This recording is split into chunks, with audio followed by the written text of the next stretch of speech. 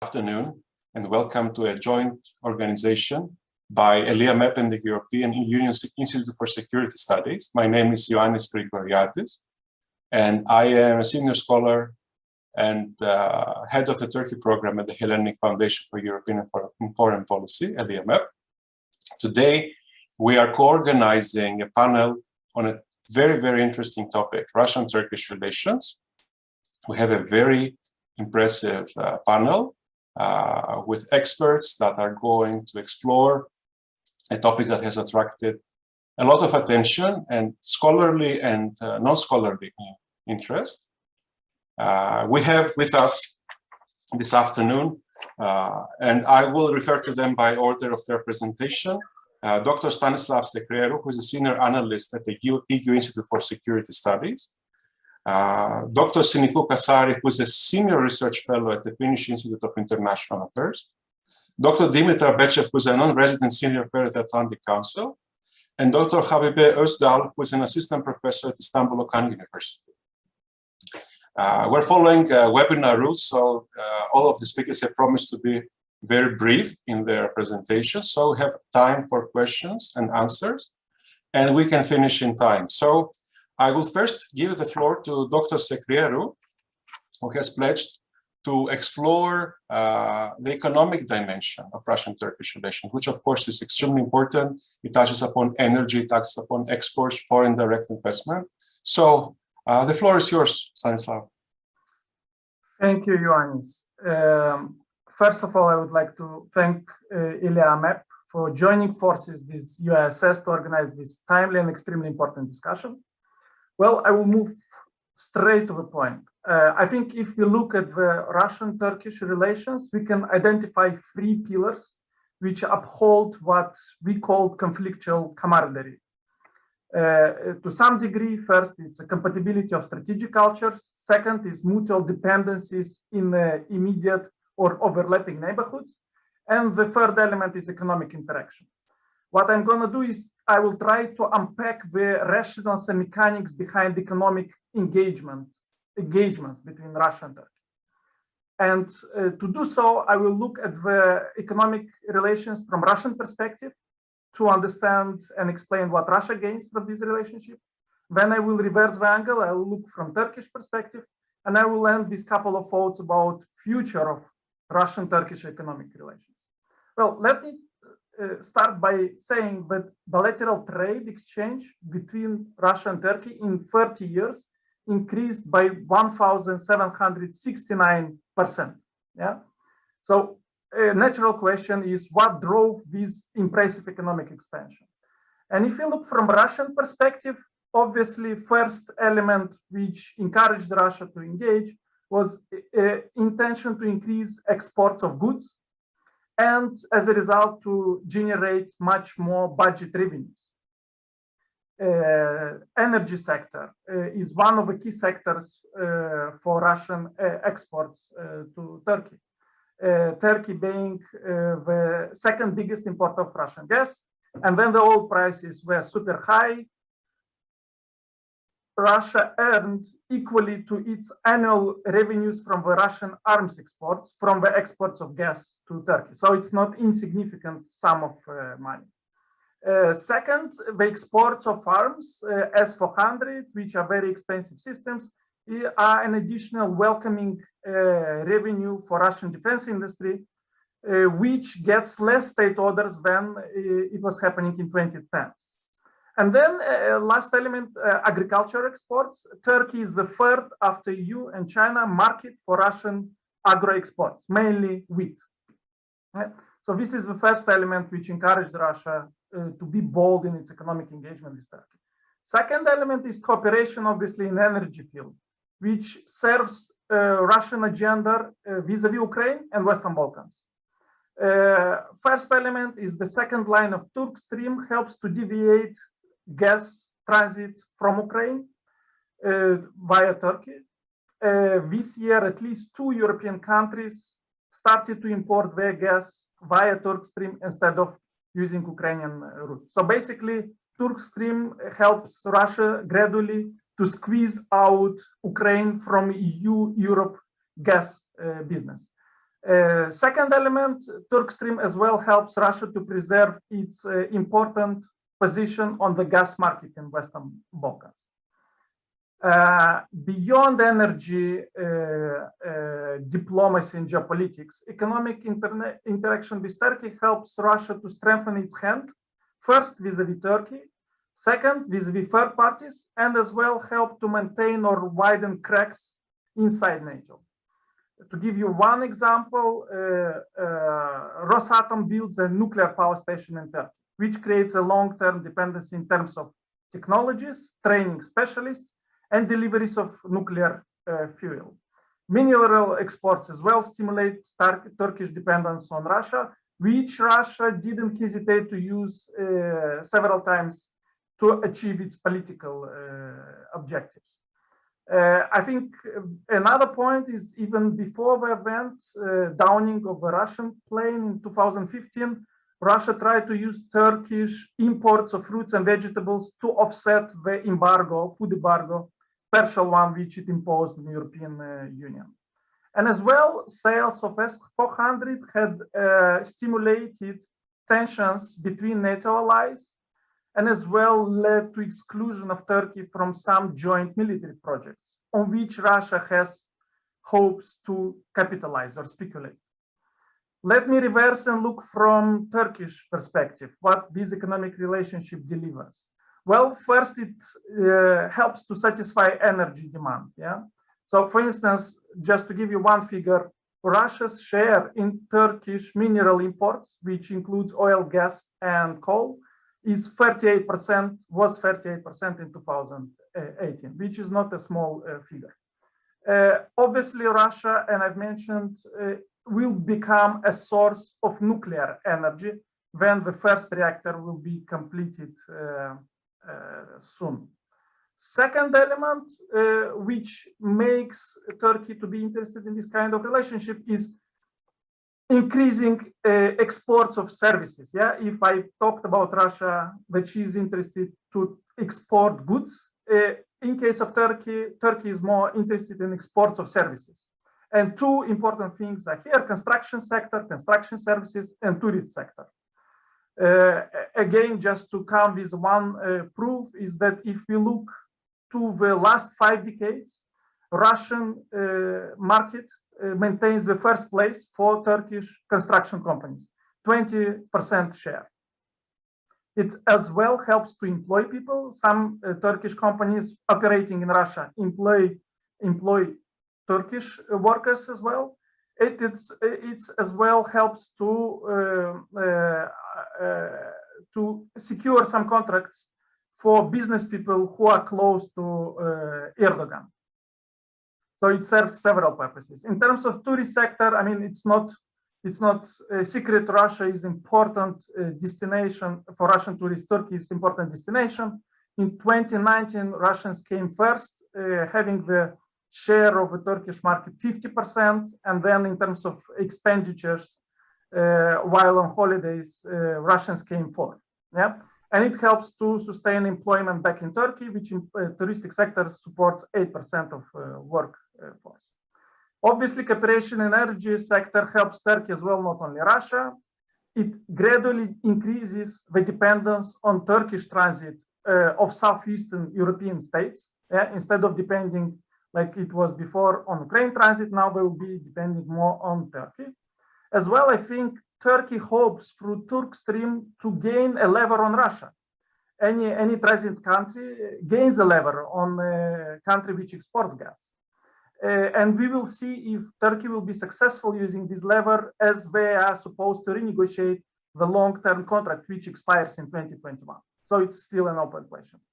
And in terms of arms exports, imports from Russia, these kind of contracts help Turkey to boost military capabilities, to get something which NATO allies decline to supply on Turkish terms, or something which Turkey cannot produce. Yeah, and S-400 is one thing.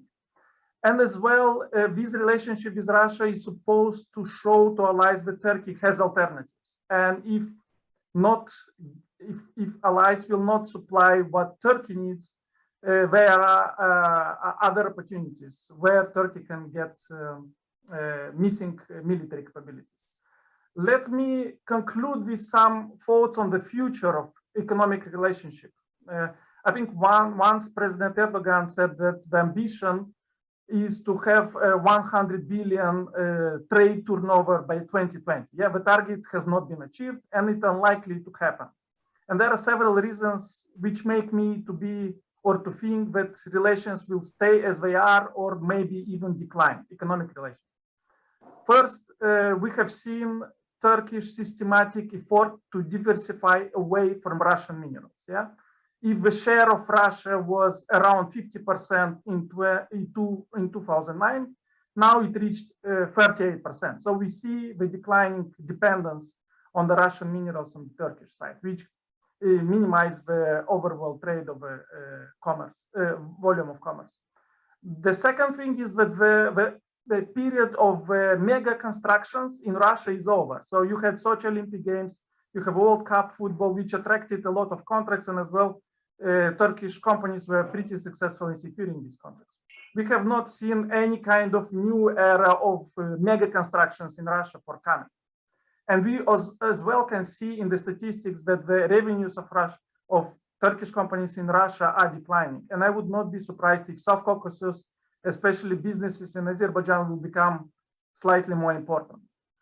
COVID as well hurted the tourism sector, but probably COVID will be defeated and in several years tourism will be back.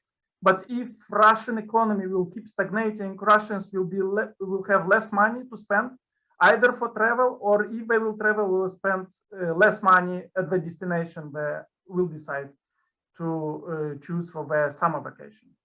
As well, the thing about nuclear, it's still in the balance. At least the first nuclear power station has to prove in Turkey its economical viability. If it will be able to produce electricity at the reasonable prices, competitive prices, and if there will be demand on the market for extra electricity generation. And I think on arms industry, I think Turkey is investing and building its own arms industry. So probably Turkey will try to avoid becoming too dependent on Russian supplies. And we've seen the example how Turkey find the alternative cooperating with Ukraine to get engines for its drones. And probably this will be the way out for Turkey to avoid increasing dependence in the defense industry on Russia. Last element is a sort of unpredictable, but as Russian-Turkish competition in the overlapping neighborhoods increases, the economic relations can be increasingly securitized. Both sides, or at least Turkey, may increasingly regard it through security lens and less through economic lens. And this can disrupt in this decade the overall economic cooperation between Russia and Turkey. And I will stop here because I think Sinikuka and Dimitar have much more interesting things to say about what is happening and what is going to happen in the neighborhood. Thank you. Thank you very much, Dr. Sakharov, for a very interesting and very concise presentation of the economic relations of the two countries. I'll now give the floor to Dr. Sari, who's going to move to the more competitive and more conflictual side of the Russian-Turkish relationship. So she will be exploring geopolitical competition in some of the regions around Russia and Turkey, whereby the two countries have been having conflicts or disputes about how things should disputes could be resolved and how the future should be organized. So the floor is yours.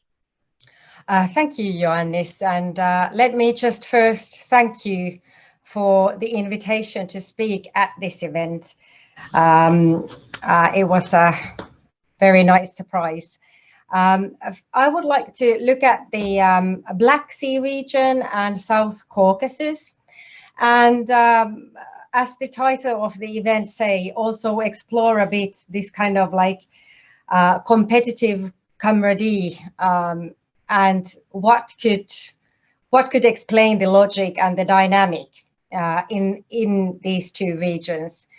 I think there is a bit of a paradox here because I think in both of these regions, Turkey and Russia collaborate closely, and at least most of the times their relations are relatively amicable, but nevertheless, their interests are almost directly opposed to one another, and also their respective allies are also hostile towards each other. So what explains the fact that they are able to cooperate in this kind of very competitive geopolitical neighborhood, where actually both of the countries try to kind of increase their own standing and geopolitical might in the very same region that they share with one another?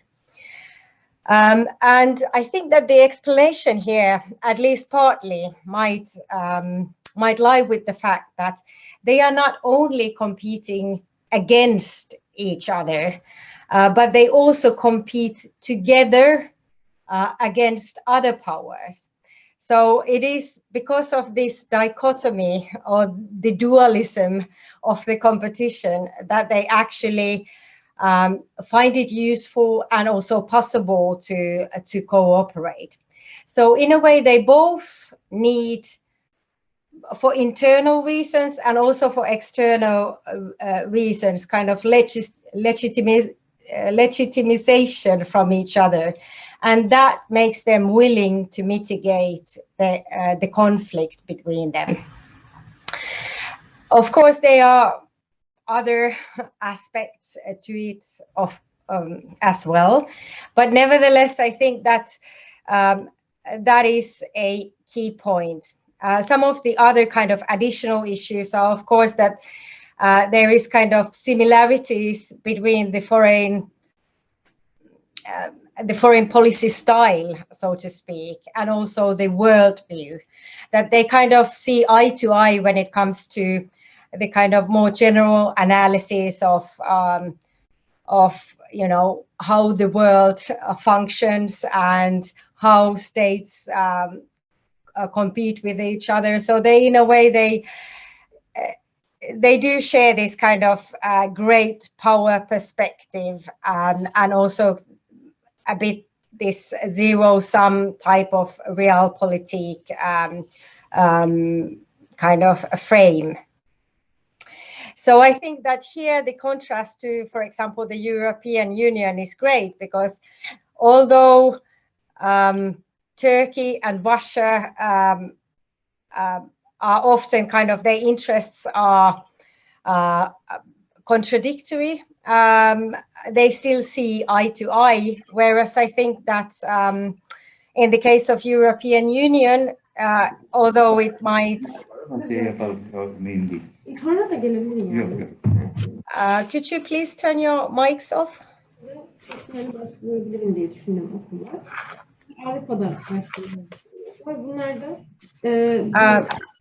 Perhaps someone could mute the mic of Zia. Thank you.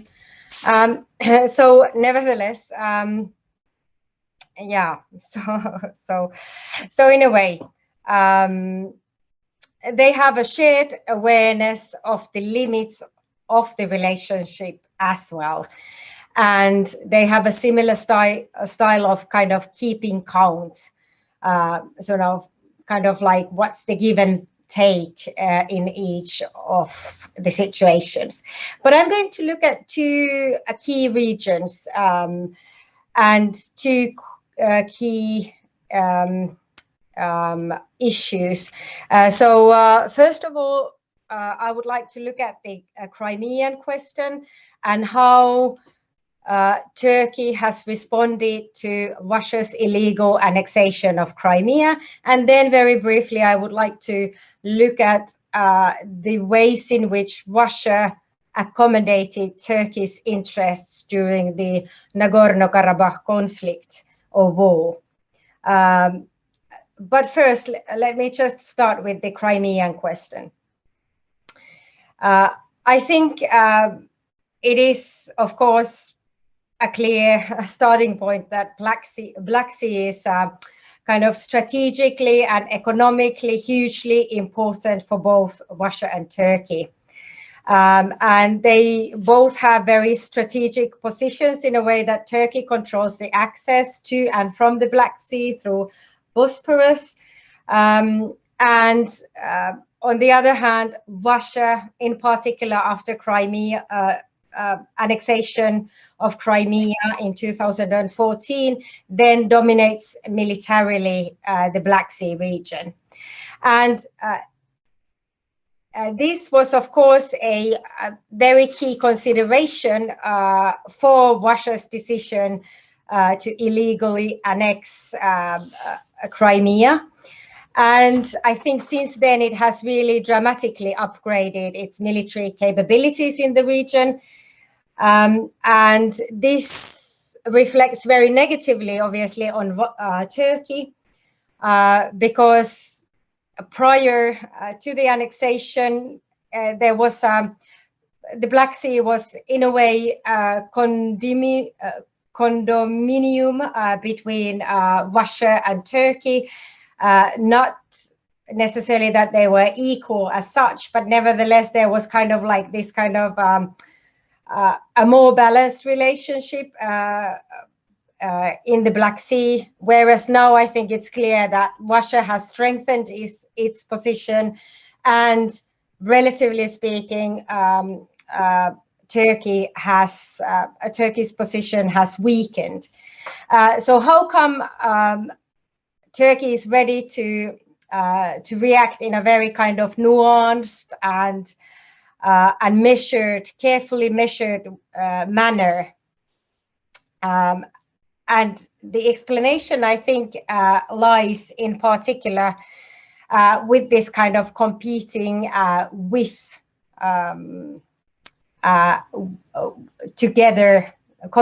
together dynamic.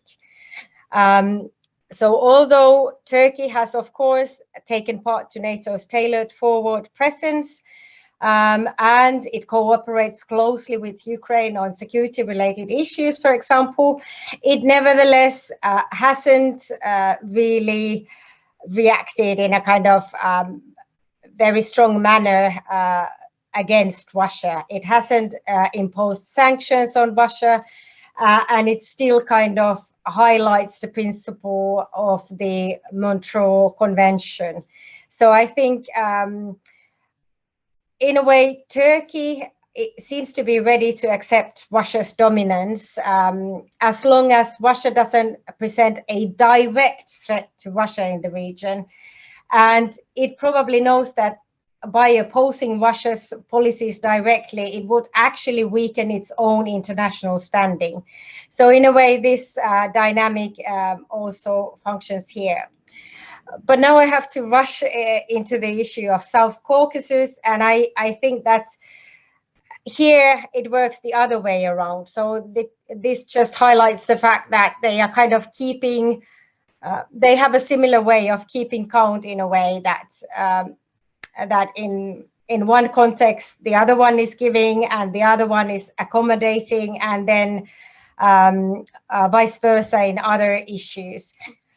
And here I think that the paradox, of course, is that despite Russia and Turkey were really kind of, they were being allies with the opposing side of the conflict, they nevertheless had these kind of regular phone conversations, and they really mitigated and negotiated their differences. And Turkey was kept in the loop throughout the process, although it wasn't really one of the signatories of the eventual ceasefire agreement with Armenia, Azerbaijan, and Russia. So I think here what is interesting is that Russia still wanted to take Turkey on board, and they both gained in the deal, in a sense that Russia reestablished a military presence in Azerbaijan, and Turkey, on the other hand, got to keep had a kind of like a foothold in the region in the form of joint monitoring center. So again, we can see this competing together dynamic here, because by cooperating in the conflict, they both kind of strengthened their positions, relatively speaking, and in particular showed to the kind of Western powers and to the Minsk group that, you know, that they are able to have the initiative, and they are kind of the key external power. They are the key kind of great powers in the region, so to speak. So I think, in a way, this was kind of like the dynamic that you could see emerging here. I think this is a very challenging situation for the EU, but I think that my time has run out, so we can probably take up that issue a bit later in the kind of questions and answers session. But I would be very happy to share also my views on that issue later. But Dimo, I think it's your turn now. Huh?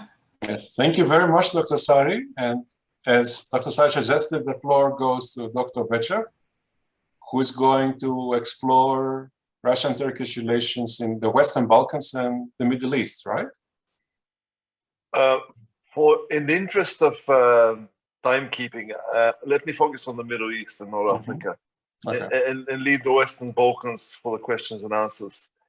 And I'll be very brief because I'm conscious that we have another speaker, and I'm sure a lot of questions and rejoinders coming from the audience, where we have lots of knowledgeable colleagues. So my first point about the Middle East, that traditionally the Middle East was a sideshow in the Russian-Turkish relationship. A decade ago, even during the Arab Spring, that was not where the action was. The action was in the Black Sea or in bilateral relations. After Russia's intervention in Syria in 2015, the Middle East has moved to the center of the bilateral agenda.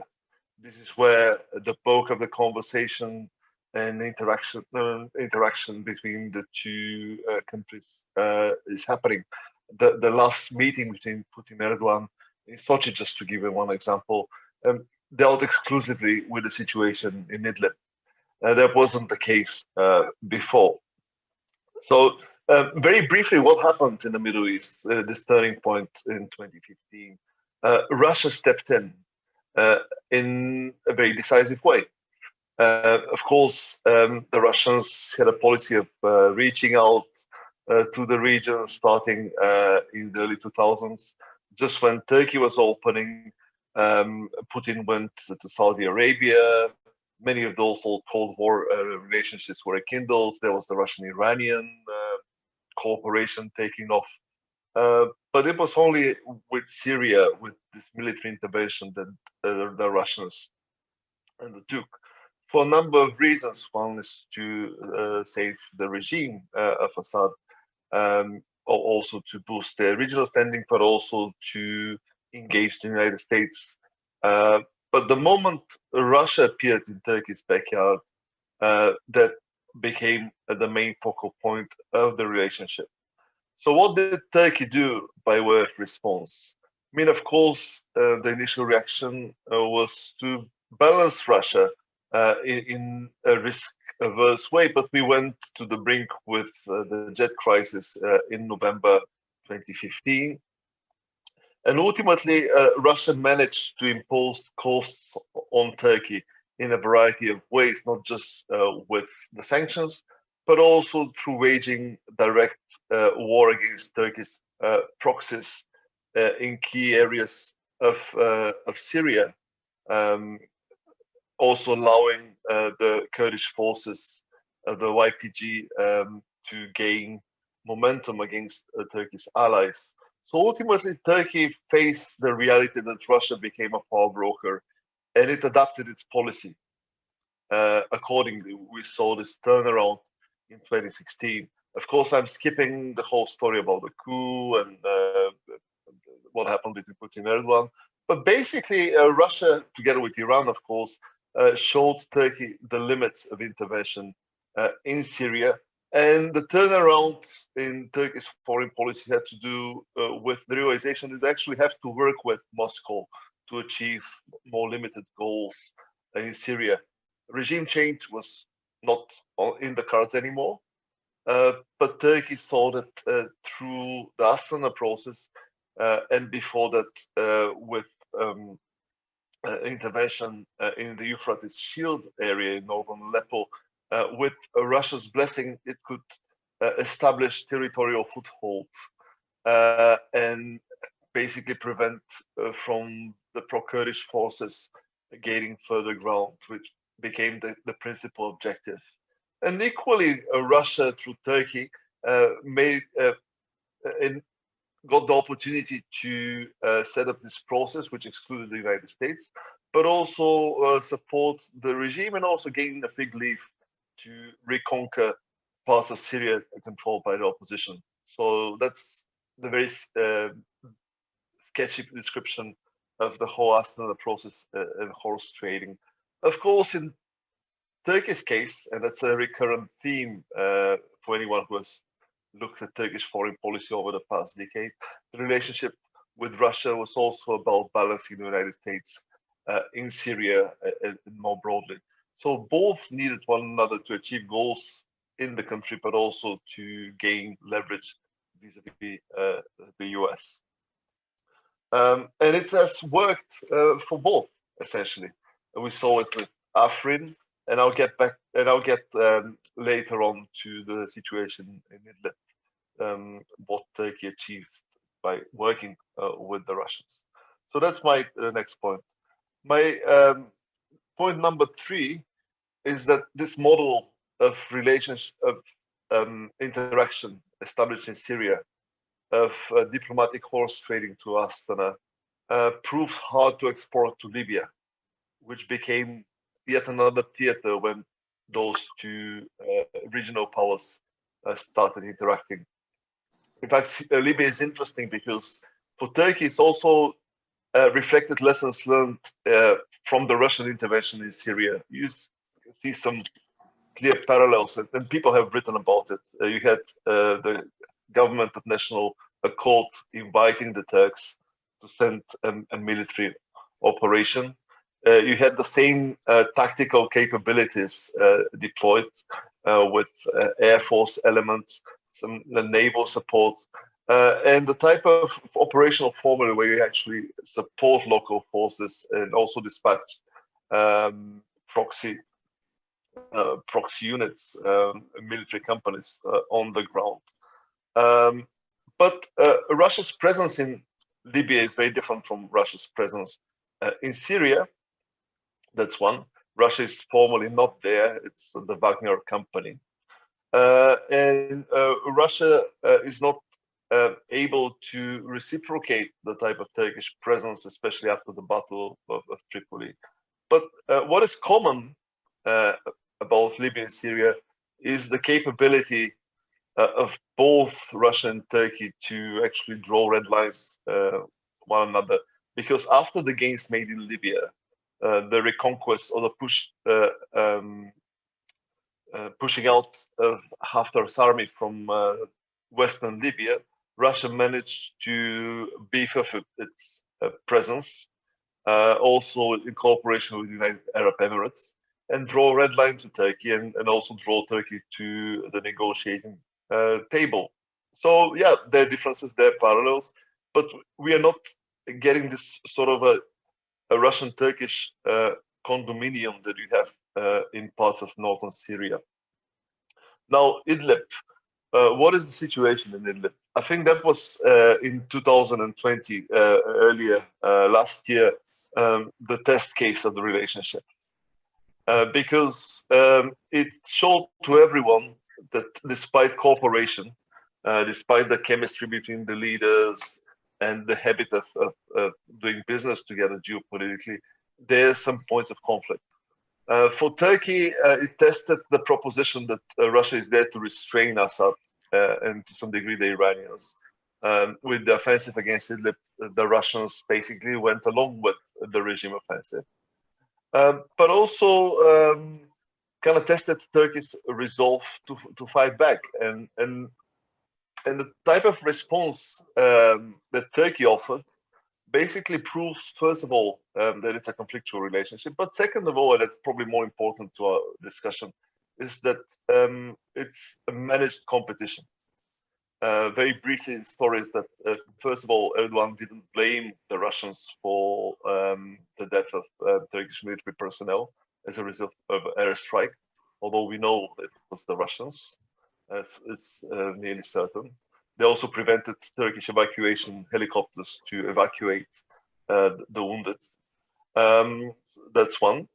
But Turkey basically used its escalation dominance in Syria to push back against the Russians. And after weeks where Putin was unwilling to talk to Erdogan and to the Turks, lo and behold, in early March 2020, they sat down together and they patched up things and arrived at some sort of a formula to manage Idlib that has pretty much proved resilient until the present. So this is a micro case study that exemplifies this relationship of fighting, whether directly or more likely through proxy, but also being able to go back to the diplomatic table and do business together, and also to kind of divide the spoils. Now, for Turkey in the Middle East, the relationship with Russia is not exclusive. Turkey keeps its options open. One message that emanated from Ankara as a result of Karabakh, but also in Libya back to the West, was that, look, Turkey is the only power capable of containing the Russians in this critical region. And they basically tried to use Russia to gain favor with the US, first with the Trump administration and with the Biden administration. I'm not sure that has worked, because the Americans know that it's in Turkish national interest. They don't do it because of being part of the West. They do it because it's what they want anyhow. But this game of balancing with Russia and the US is the norm. So I don't see an alignment between Russia and Turkey. My last point is about the longer term. We don't know, despite all the mileage that the Russians made in the Middle East, whether Russia is there to stay. Russia has relationships with pretty much everyone, but it's partly a function that it's not a regional power. It's not invested into the local rivalries. It can cut its losses and withdraw at any point. Turkey, on the other hand, is there to stay because of Syria, which, for all intents and purposes, is part of the homeland now, and the boundaries is very blurry. But also because of all the political, economic, and geographical linkages. So what we see now is a snapshot between Russia and Turkey is this kind of power duo in the Middle East. Is the situation right now, but whether it will be the situation in 10 years' time, in 20 years' time, we don't really know. So that's the last thing I wanted to contribute. And again, let's talk about the Western Balkans later in the discussion. Thank you very much, Dr. Becha, for your contribution. Last but not least is Dr. Habib Özdal, who will give us a perspective, a strategic perspective of the overall relationship that has really went through very unexpected turbulences over the last years. Like if we consider how the situation was when the jet crisis occurred, like it was like 6 years ago, and the number of visits and meetings of the two leaders ever since, I think it's a very interesting observation. So how does the Turkish government look into this relationship? Thank you so much. Thank you very much. It has been very interesting indeed up until now, and I hope I will keep it that way. Thank you for the invitation once again. I will try to mention several points while answering your question, and I would like to take your attention a little bit to the changing nature of bilateral relations, or changing the role of Russia in Turkish foreign policy, or changing position of Russia. Because, I mean, all we know that the early 2000s marked sort of a beginning of this new phase in Turkey-Russia relations. Currently, we both mention cooperation and rivalry, but prior to that, we have been rather seeing this rivalry. So they built on growing economic ties between two countries. The economic aspect has been very important. It is still very important, but let me also mention that there is a huge trade deficit from the very beginning. I mean, of course, remembering that Russia is an energy giant and Turkey mostly consumes, or let me say, still is an important market for Russia. That trade deficit is very hard to overcome, but this is the nature of economic relations. So this more collaborative approach started at the very beginning of 2000s, fit well within the respective foreign policy agendas of two leaders that time, Putin and Erdogan, because at that time, both leaders were much more interested in deepening their respective relations with Europe and United States, because Russia was not yet fully recovered from its troubles of the 1990s and still was exploring partnership with both US and Europe. Let's try to remember that. Similarly, Justice and Development Party proceeded with the rapid implementation of EU harmonization packages in line with the party's stated commitment to join the European Union again. So at the very beginning, Russia represented one of the major pillars of Turkish foreign policy agendas. So Russia was an important regional power, having global aspiration as well, and Turkey could cooperate with Russia in a variety of areas. During the 2000s, what we have seen was mainly compartmentalization approach, because those two political leaders focused on cooperation and thanks to booming economic relations here, and they mostly ignored geopolitical differences up until when? Up until the jet crisis, we can see. This compartmentalization approach mainly aimed to see the spillover effect. The progress in areas of cooperation would mitigate and eventually help to resolve some contentious issues as well. It worked well until the jet crisis. But the jet crisis is a very important turning point in order to understand not only Turkey's relations with Russia, but also simultaneously very critical developments took place in Turkish domestic politics, which affected foreign policy as well.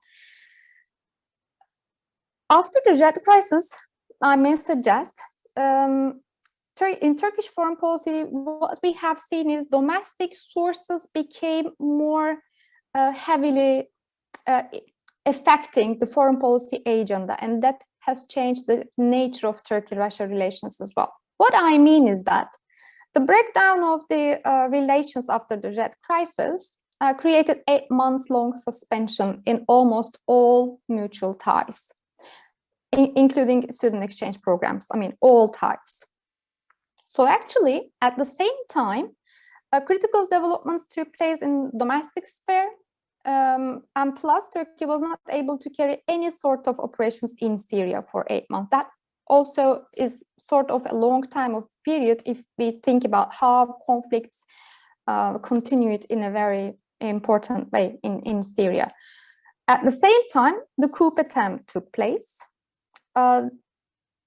So imagine the Kurdish initiative, which was sort of an initiative started by Justice and Development Party in order to bring moderate and constructive solution to the Kurdish issue, that also has ended.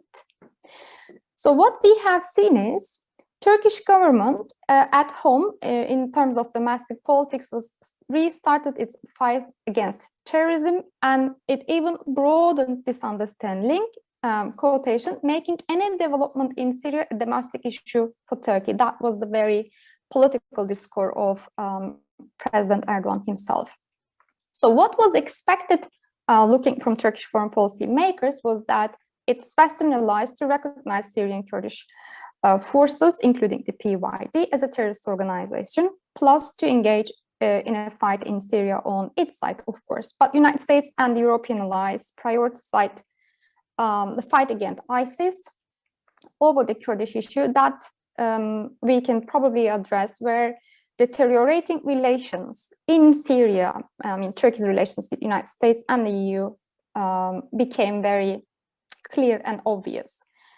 Plus, at the same time, Russia's military involvement in Syria has changed almost all the equations, making that almost inevitable for Turkey to achieve regime change in Syria.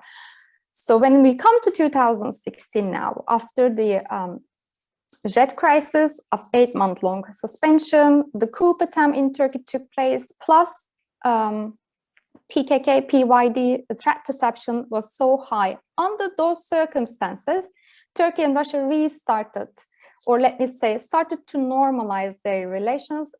Domestic environment plus foreign relations of Turkey were totally different now. Starting from 2016, I can say Russia was no more one of the main pillars in Turkish foreign policy, but rather the most important partner or loyal partner. This loyalty is rather a personal leadership relations rather than institutionally backed diplomatic relations. But that was the new clear-cut picture. So what we can see is that from early 2000 to latter half of 2010, the approach with Moscow have been driven by multidimensional foreign policy.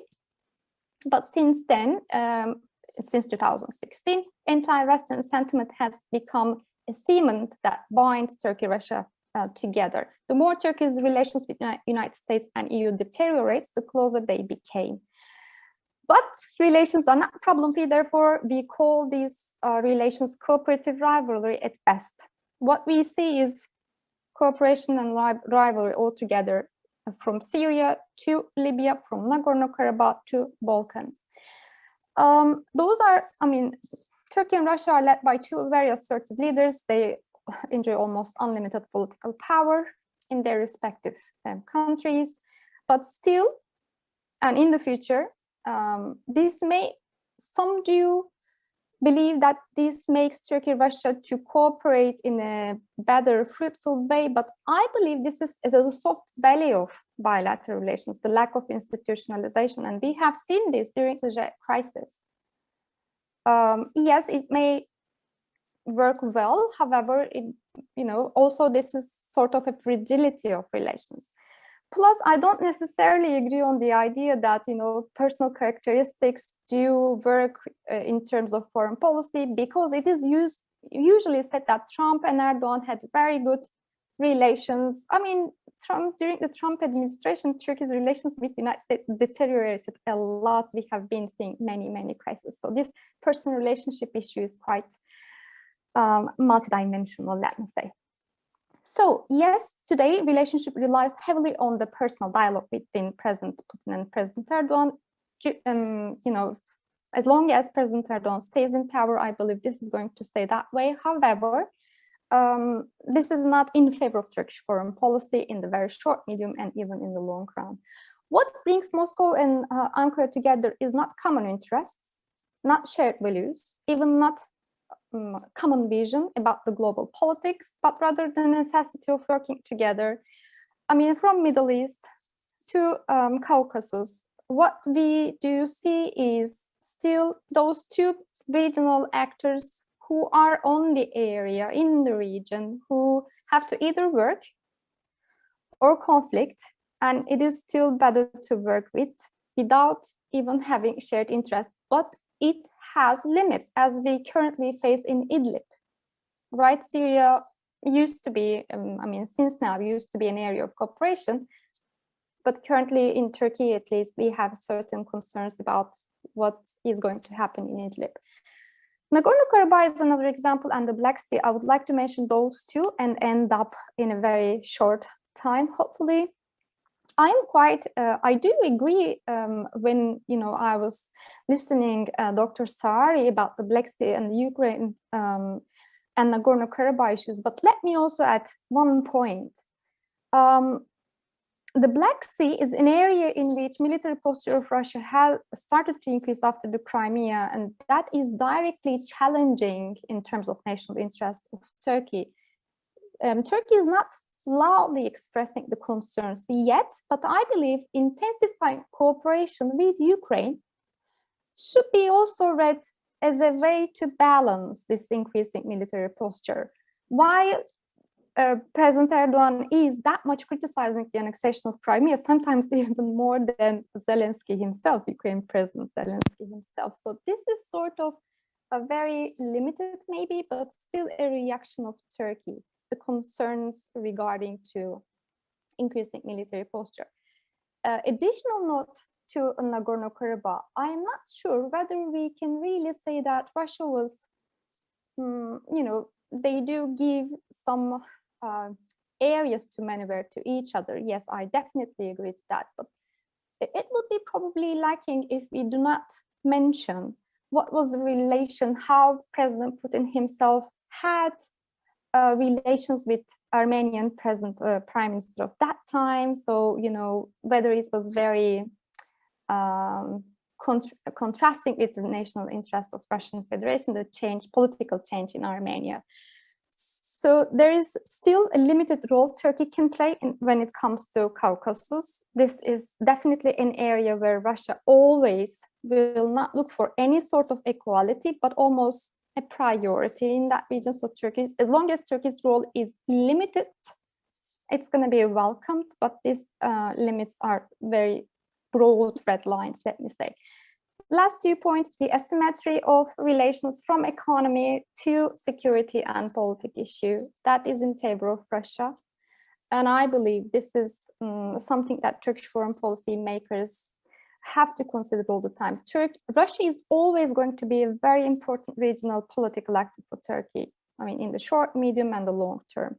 However, this asymmetry, lack of institutionalization, is strengthening Russia's position vis-a-vis its relations with Turkey, and this is something I believe which doesn't really serve Turkey's national interest. Let me end up here. Thank you so much.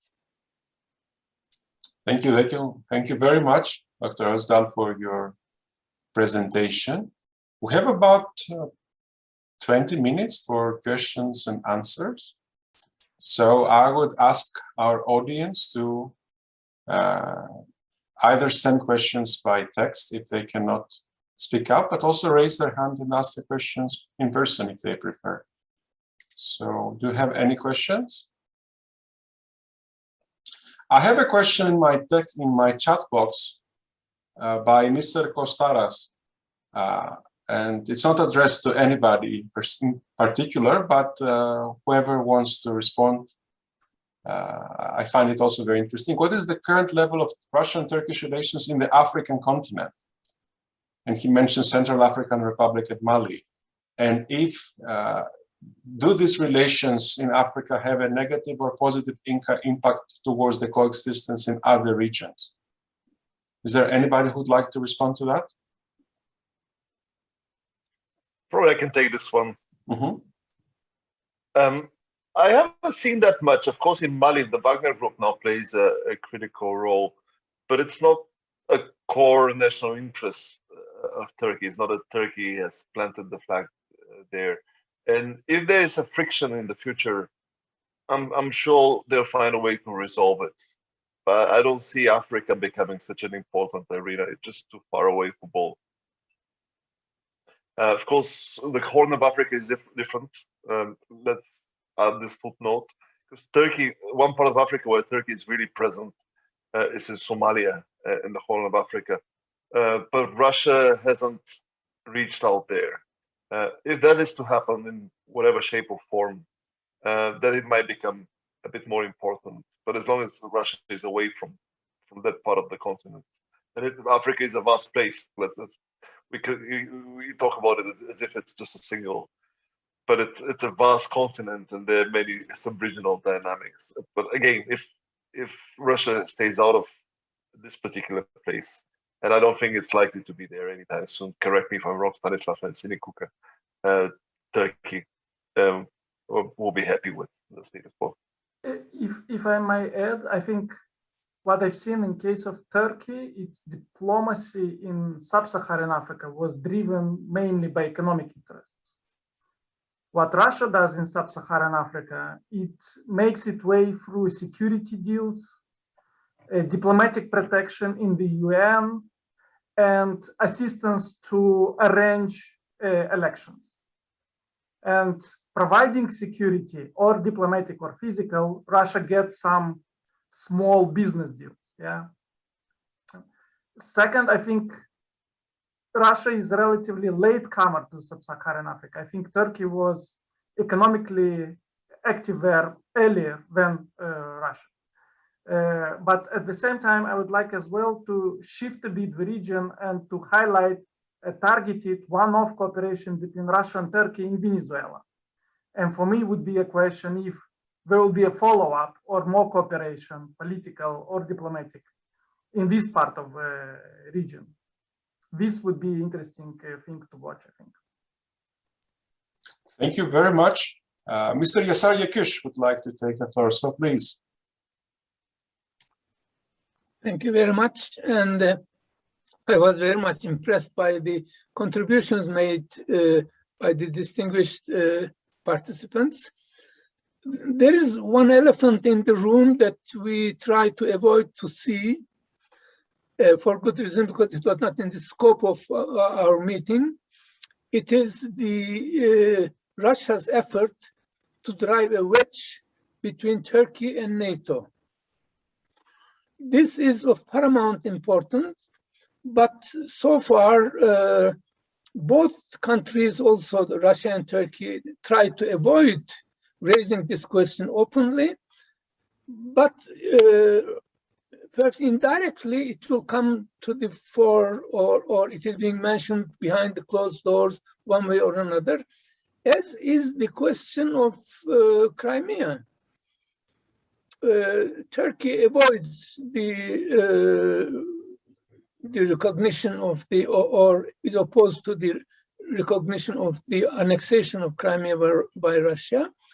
But if Turkey wants, Turkey's primary interest is the contribution to the improving the rights of the Crimean Tatars, which is akin to Turks, that question has to be discussed with Russia rather than Ukraine. So far, until the annexation, of course, Turkey was negotiating this question with the Crimean authorities, but now that nobody can easily expel Russians from Crimea, Turkey has to turn to the Russians in order to negotiate this question. And secondly, Turkey may have avoided the recognition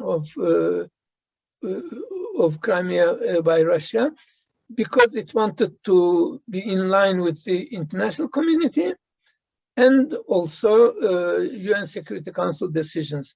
So I think these are a few contributions that I could make to this discussion. Thank you. Thank you very much. Would any of you like to respond or reflect on the points by Mr. Yakush? Maybe Siri Kuka. Can I say something about NATO?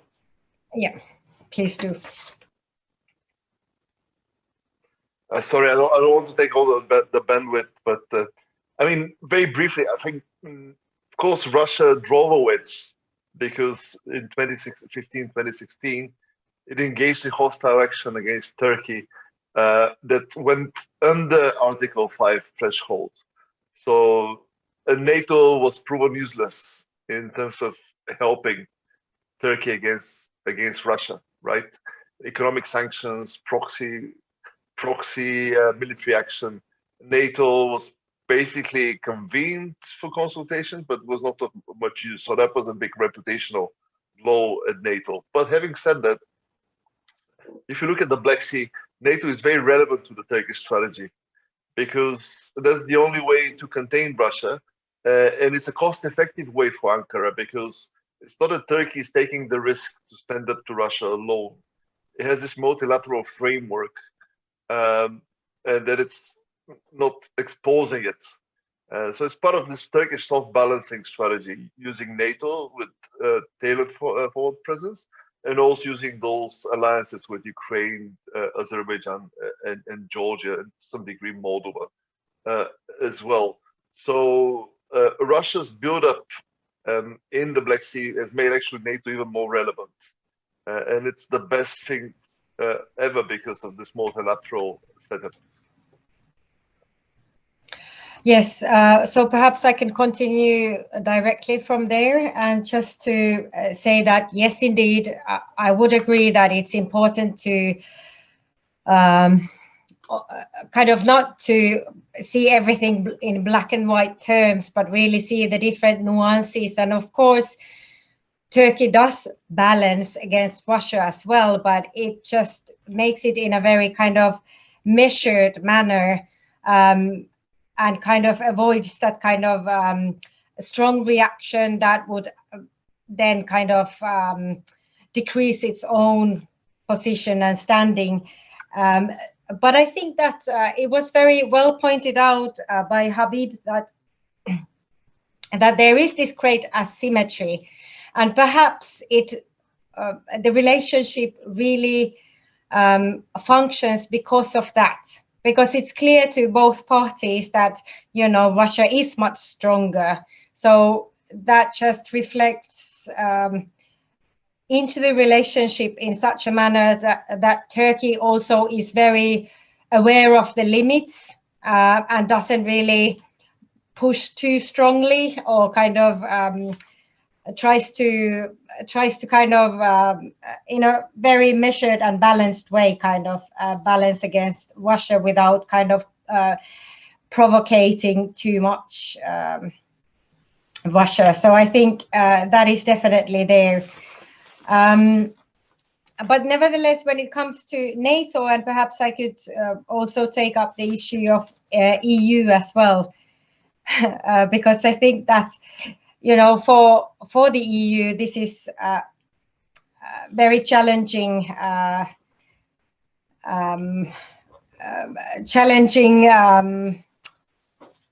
relationship in a way that both Russia and Turkey want to exclude EU as a security actor in any way, and also, in a very interesting manner, also restrict the security role of the NATO, but definitely the EU's security role. And also the style of the leaders, this kind of like behind the scenes deals and negotiations, and the fact that, you know, the relationship is moving much faster, that really poses huge challenges for the EU, that is very slow in its decisions, and also that would prefer a much more stable and more predictable relationship with both of these actors. So I think that they are both using this kind of unpredictability and kind of the momentum of surprise to belittle and push the EU away, and that is a challenge. But then, having said that, I think that at the same time, Turkey and the EU do have more in common. For example, when it comes to energy issues, there is much more cooperation, and I think that sometimes the agendas do overlap and the interests are kind of similar or parallel at least. And in those cases, and in particular in the field of kind of other than security issues, I mean, there is room to cooperate, but I think that is somehow difficult for the EU because it would just want to have much more consistent relationship with Turkey. But I think that it has been pushed to react, and it cannot really kind of set the tone of the relationship, unfortunately. Thank you. Dr. Özdal? Thank you so much. Actually, Ioannis made a very important contribution by, mentioning this elephant in the room. I mean, yes, indeed, this Russia created a huge crisis within NATO. Turkey has been a very important NATO member. NATO membership in the public opinion in Turkey, it's been discussed, but it is an issue of discussion when it comes to domestic politics, whether being a NATO member serves in the interest of Turkey, etc. But those who do study foreign policy, I mean, there is, as we are quite sure that Russia's relations with Russia and relations with the United States are not an alternative to each other, but those are two, totally different political actors. Turkey's NATO membership is also very important for Turkey. It has been and it is. But yes, Russia created sort of a confidence crisis now, and it still continues.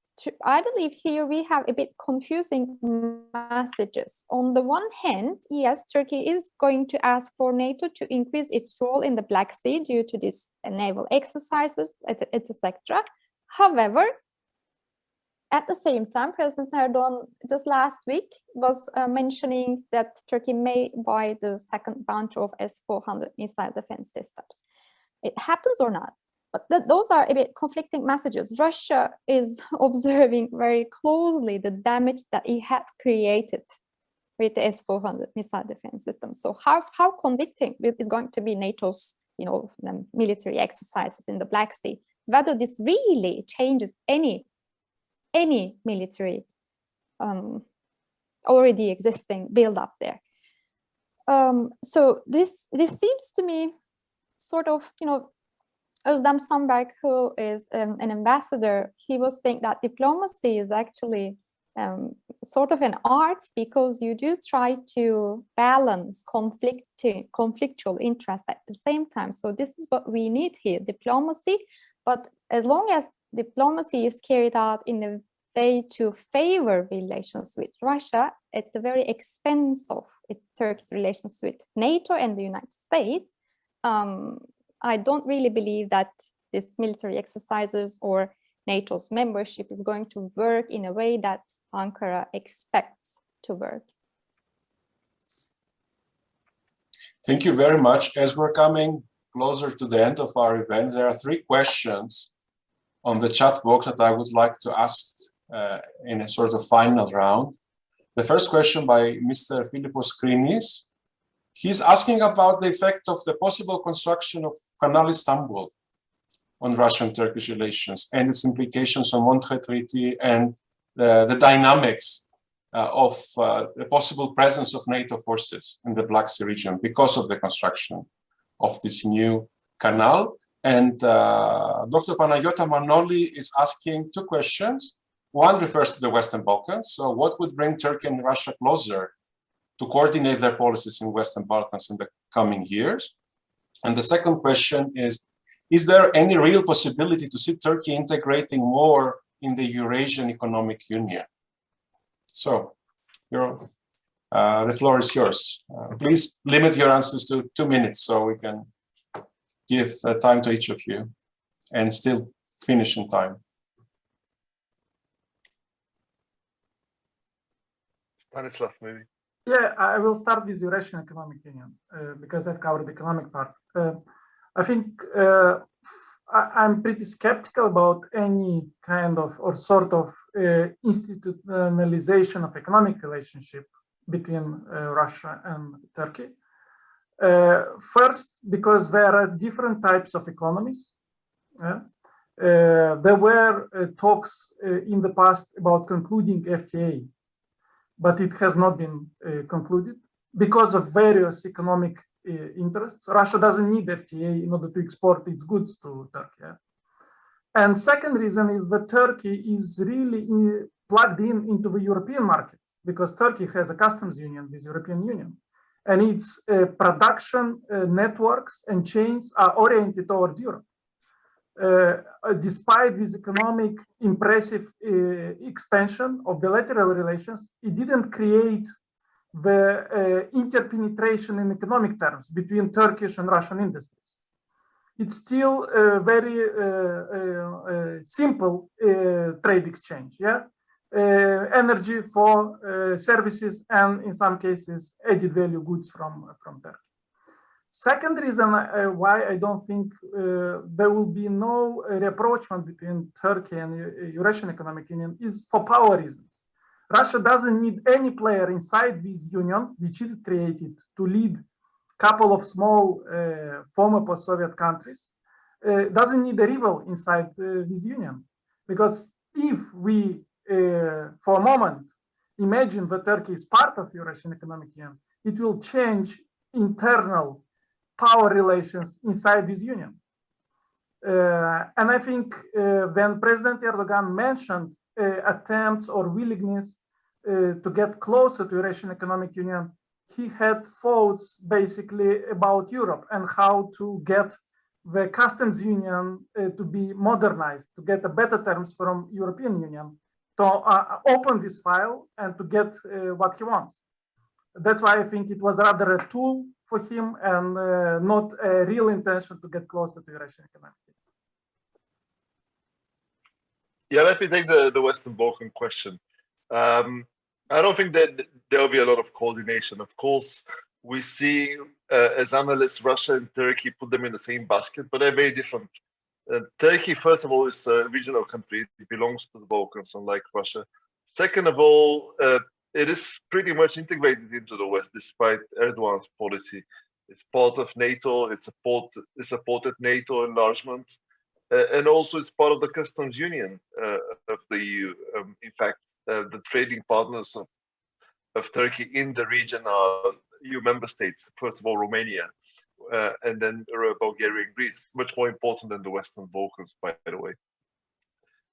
What Turkey does sometimes work at cross purposes with the West, competing with the EU, but at other times bandwagoning with the West, and that's not the Russian policy, which is much more confrontational. So maybe there might be occasional coordination, like in Bosnia, but I don't expect anything strategic, an alignment of those two. In fact, most of the time I expect that Turkey will be basically sticking to its sort of qualified Western policy. And again, the NATO expansion case study, Montenegro and North Macedonia, where I'm right now, is a good example. Thank you very much. And the Canal Istanbul question? Yeah, I don't think the Canal Istanbul makes such a profound difference. Yes. Because the Montreal Convention still applies. I mean, our friend Serhat Güvenç and others have written extensively. And to take a cynical tack, as many do in Turkey, it's a real estate project. It's about business, not about strategy. And Russia knows when it is a corruption project and can tell a security threat from a business scheme. Mr. Yakush, you wanted to take the floor.